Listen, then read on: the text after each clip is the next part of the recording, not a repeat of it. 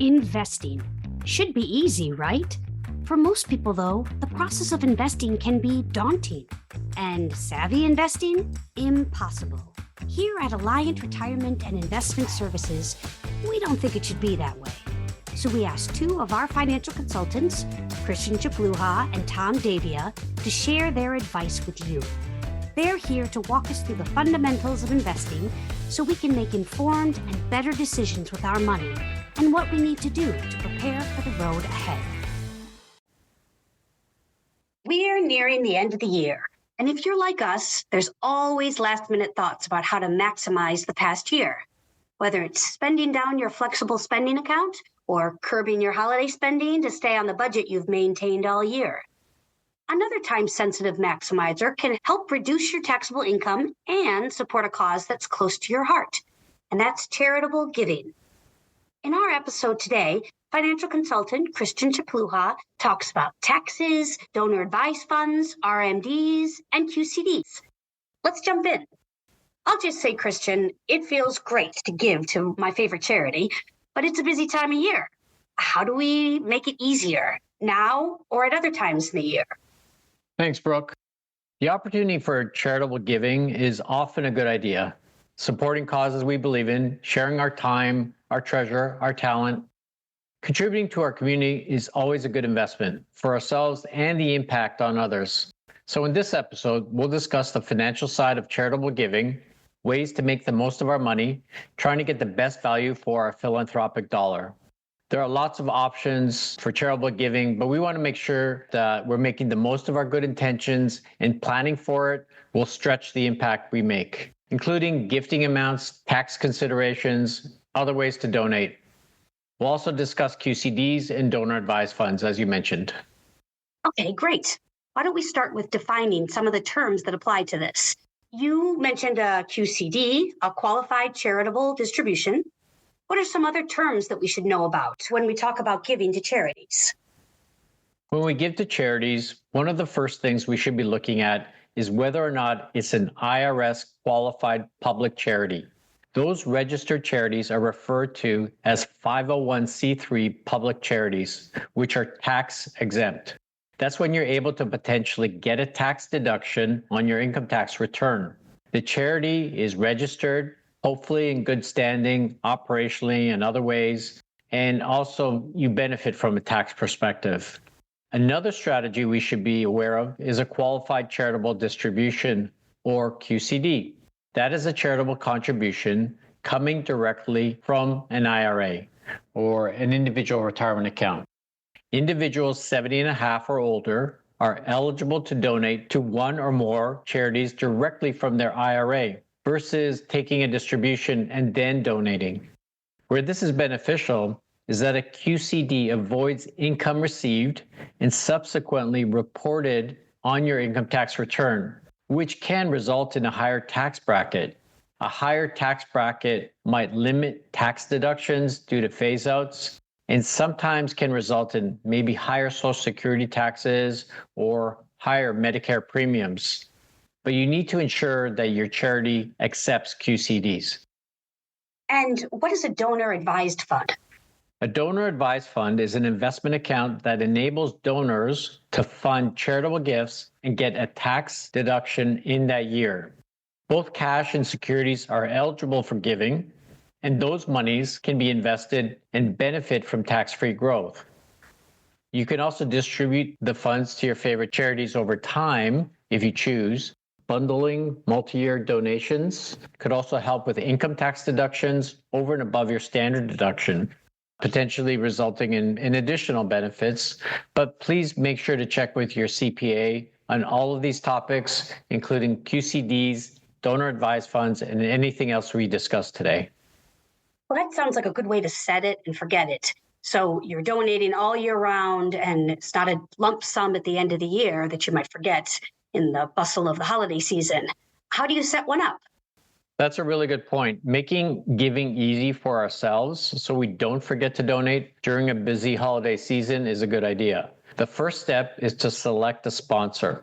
And that could be through your investment advisor, your financial consultant here at ARIS, or any other financial institution. Next step is to complete the application and paperwork, working with your advisor to select an investment strategy. You'll want to fund the donor advised fund, monitor it. Lastly, arrange for gift amounts to your charitable list based on your goals. But bear in mind, that's an irrevocable decision. What this means is that you can't turn back once you put the money into a donor advised fund. Think of it similar as donating a box of household goods. You can't get that back once it gets handed off. In that case, do you mean a lump sum? Or if you choose to do a monthly donation, is there a chance to turn that off if you want to? You could do either. You'll want to coordinate any giving activity with your overall budget, your goals, and also manage the execution of the donation. Donations can be structured as a lump sum or periodically, but remember to consider tax deductibility in the context of your financial plan. Again, check in with your CPA or tax preparer. You talked about a sponsor earlier. Can we go back to that and help us understand that? That's basically a tax-exempt charitable organization, a private fund that manages the money. You can pick the investment strategy based on your goals and risk tolerance, but the sponsor manages it day to day. So the choice is to fund the charity directly or indirectly through a donor advised fund, and then distribute those funds on a discretionary or calendar basis. Investors are often looking to bundle that contribution with donor advised funds and itemize that deduction on their income tax return and then donate over time through the fund. And what are some of the ways that you can utilize your investments to donate, like IRAs, life insurance policies?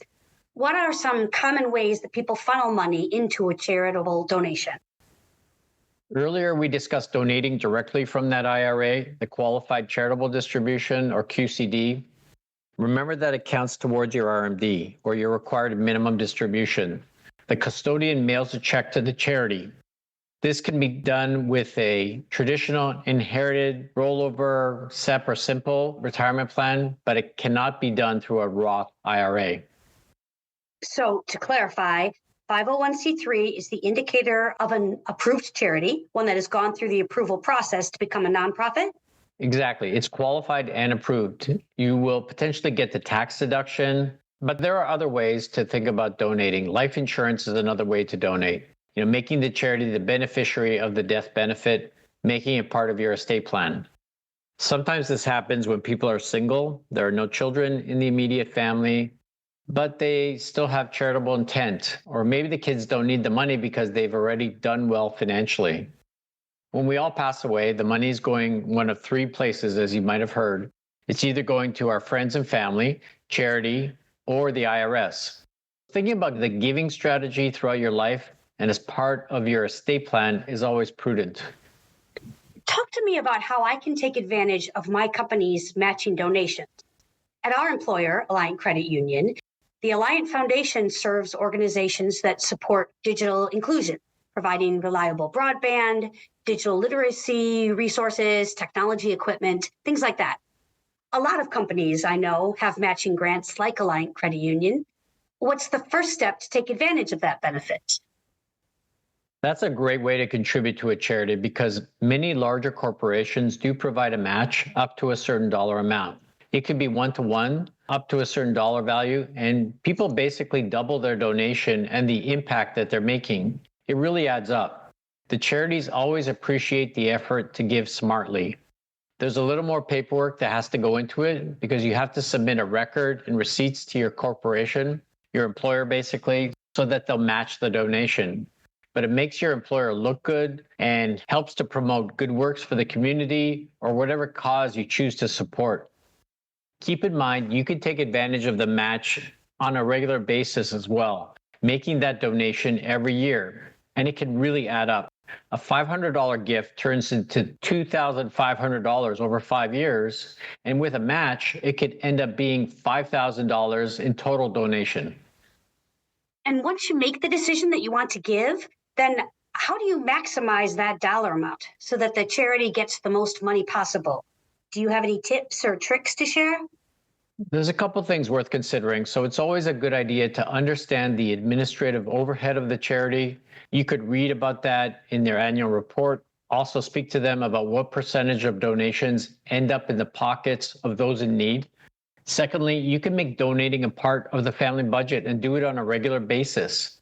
Whatever schedule works best for you, whether monthly, quarterly, annually, every several years. But that planning will actually help you follow through with it, which is the most important part, so you don't miss the chance to contribute to a meaningful cause. So let's talk a little bit about trusts and charitable donations. It's a big topic, but anytime we set up a trust, we're basically providing a game plan for our assets down the road. And that could be on the income side or on the principal side. Trusts other than a living trust involve complex planning and probably the help of tax and legal professionals. Trusts can also be used for donating to charitable causes, but again, requires that coordination and planning, including how to fund the trust. Keep a couple things in mind. Typically, you can deduct up to 60% of your adjusted gross income for cash donations to public charities. For securities and stocks and similar assets, that deduction is capped at 30% of the donor's AGI. There's some carry forward opportunities for excess deductions, but again, watch your standard deduction like we talked about earlier, whether you file single or married jointly, so that you can optimize your giving strategy. Itemized deductions can include state taxes, local taxes, mortgage interest, gifts to charities, and medical and dental expenses. They're all included on Schedule A. Okay, good. Now, everyone hears about bundling from insurance commercials, so maybe you bundle your donations too? Let's say I don't have a particular cause that I'm tied to, but I do want to make an impact. Maybe there's a natural disaster and I want to help. How do I know which organization to trust and who to choose? My first piece of advice would be to donate to a place that's in your community and that you're familiar with, or something you really believe in. That could be your local church, hospital, or school. Those are all great ways to donate. Also dropping things off at the thrift store. And you can also consider, like you mentioned, natural disasters, floods, any international causes that you believe in, all great places to make an impact. But please just always be careful. Make sure it's a reputable charity and that you have some familiarity with the organization, and confidence in how it's being run. Please do your homework so that you can make a good decision. Definitely. Doing your research, making sure your donations and your generosity are not being taken advantage of. Exactly. Remember all the things we talked about today. Maybe maximize your impact by that matching donation. Keep good records for your income tax return and stretch those dollars as far as possible. So when it comes to tax time, make sure to keep your donations organized and put them into a file. It's critical to keep those records up to date. Either give your receipts to your CPA or keep track of them on your own. Okay, some good things to think about here, Christian. As you know, we always like to end our episodes with a bit of savvy advice. What do you have for us today about giving to charity? The biggest idea would be to make charitable donations part of your financial plan, making a regular commitment to your favorite cause, hard-coded into your budget, whether that's $10 or $100 a year, some other dollar value. Don't wait too long and put it off. Small gifts go a long way. And it could be a great way to involve your children so they can learn about it and pay it back and maybe pay it forward. And it feels good. And yes, it always feels good. It feels good just talking about it. It totally does. And it being the end of the year, it just makes me think about getting all my stuff together and getting organized for the new year. Switching to my winter clothes, getting rid of my son's clothes that he doesn't fit into, just clearing out household things and making sure they go to the right place. Taking care of others during this season and beyond. Excellent. Well, thank you, Christian. I wish you and your family happy holidays. Thanks, Brooke. You as well. You can find episodes of Invest Savvy on all major platforms or on our website. Please follow us on Facebook, LinkedIn, and YouTube for new episodes and educational webinars and articles. Just search for ARIS, ARIS.Alliant, to like and follow. Our team is available to help you with your financial plan. Visit our website to contact a financial consultant.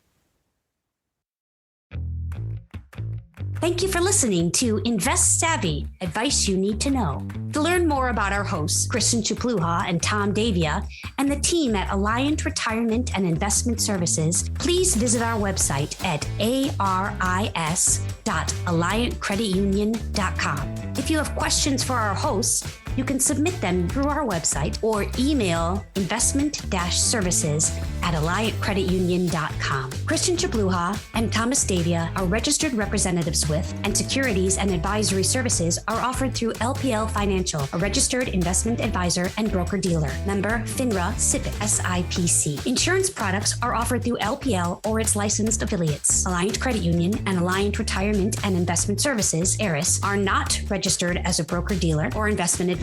Registered representatives of LPL offer products and services using ARIS and may also be employees of Alliant Credit Union. These products and services are being offered through LPL or its affiliates, which are separate entities from and not affiliates of Alliant Credit Union or ARIS. Securities and insurance offered through LPL or its affiliates are not insured by NCUA or any other government agency, not credit union guaranteed, not credit union deposits or obligations, may lose value. The opinions voiced in this podcast are for general information only and are not intended to provide specific advice or recommendations for any individual. To determine which strategies or investments may be suitable for you, consult the appropriate qualified professional prior to making a decision.